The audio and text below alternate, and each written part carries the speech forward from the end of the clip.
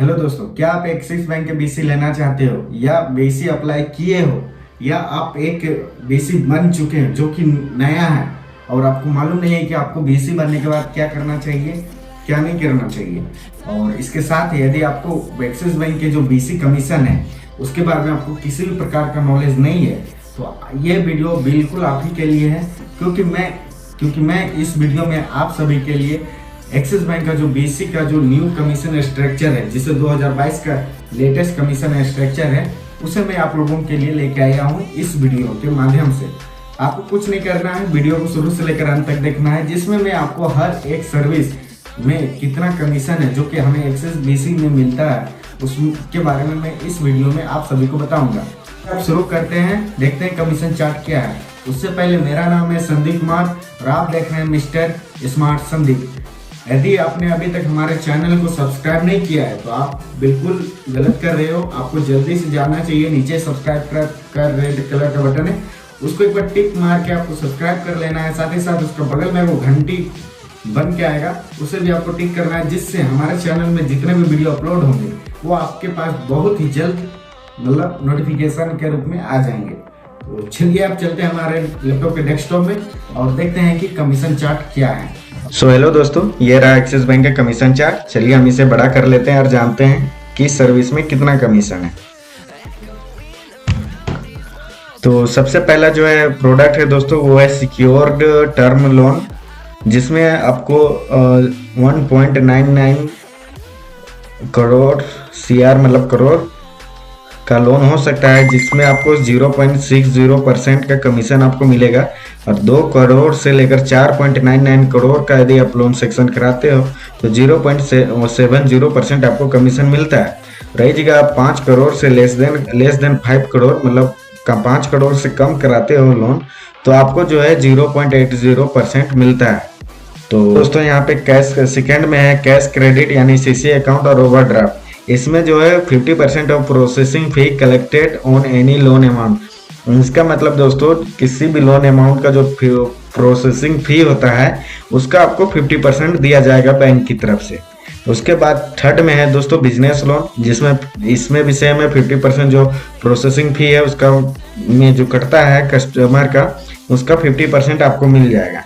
Then के बाद है होम लोन, जिसमें 0.5% आपको मतलब जो भी जितना भी अमाउंट का लोन सेक्शन होगा उसका आपको इतना कमीशन मिलेगा।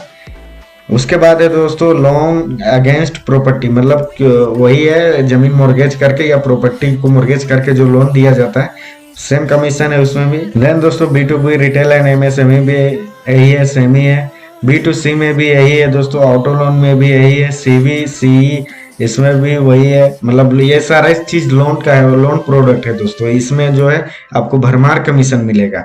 जैसे यहाँ पे 2 व्हीलर लोन है, गोल्ड लोन है, ट्रैक्टर लोन है, पर्सनल लोन है, सेविंग बेसिक अकाउंट है। सॉरी दोस्तों, यहाँ पे आप देखिए अब अकाउंट पे कितना कमीशन वो मैं बता रहा हूँ। इधर तो लोन का आप देख लिए, और लोन में कितना कमीशन इसको यदि आपको अच्छी तरह जानना है तो आपका जिस भी बैंक में जिस भी ब्रांच में आपका मैपिंग होगा वहाँ पे आपको एक रिप्रेजेंटेटिव रहेंगे जो कि आपको लोन के कमीशन के बारे में आपको अच्छी तरह बता पाएंगे। देन दोस्तों यहाँ पे अकाउंट के बारे में आ जाता है, तो चलिए मैं अकाउंट के बारे में आपको बता दूं। यदि आप सेविंग बेसिक अकाउंट कस्टमर का खोलते हो तो उसमें आपको 50 रुपये का कमीशन मिलता है। यदि एक्सिस अकाउंट खोलते हो तो इसमें 350 का कमीशन है। यदि कस्टमर का आप करेंट अकाउंट खोलते हो तो उसमें 500 कमीशन है। कृषि सेविंग अकाउंट खोलते हो तो उसमें 50 रुपये का कमीशन है।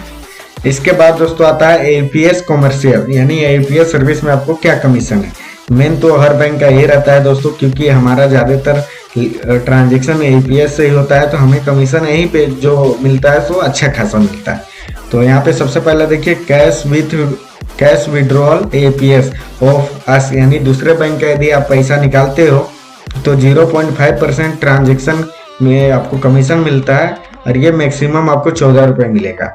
देन दोस्तों cash withdrawal APS on us, यानी आप एक्सिस बैंक के किसी कस्टमर का पैसा निकालते हो तो 0.5% कमीशन मिलेगा, और पर ट्रांजेक्शन में 5 रुपये मैक्सिमम मिलेगा।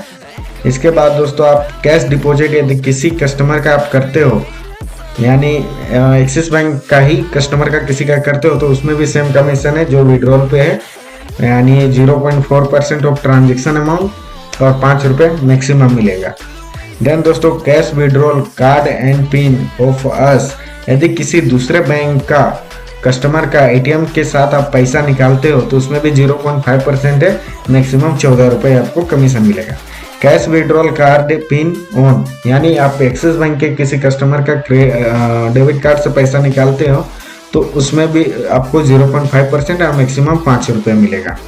देन कैश डिपॉजिट कार्ड, यानी आप कार्ड से किसी कस्टमर का पैसा डिपॉजिट करते हो तो उसमें भी 0.5% है, मैक्सिमम 5 रुपये। और एनईएफटी यदि आप किसी कस्टमर का करते हो तो उसमें भी 0.4% ट्रांजेक्शन अमाउंट का मिलेगा, यानी मैक्सिमम 5 रुपये मिलेगा आपको। यदि आप IMPS करते हो तो 0.5% कमीशन मिलेगा, मैक्सिमम 5 रुपये। फंड ट्रांसफर किसी कस्टमर का करते हो तो उसमें भी 0.4%, मैक्सिमम 5 रुपये मिलेगा आपको। तो सिंपल सा दोस्तों, APS में कमीशन उतना तो ज़्यादा नहीं है, लेकिन कमीशन जो भी है अच्छा है, आपको काम करके बहुत ही मजा आएगा। तो चलिए आज के लिए इतना ही था। यदि वीडियो अच्छा लगा हो तो आप इस वीडियो को एक लाइक करें और साथ ही साथ चैनल को सब्सक्राइब नहीं किए हो तो चैनल को सब्सक्राइब कर ले। चलिए आज के लिए इतना ही। जय हिंद, वंदे मातरम। Fearless.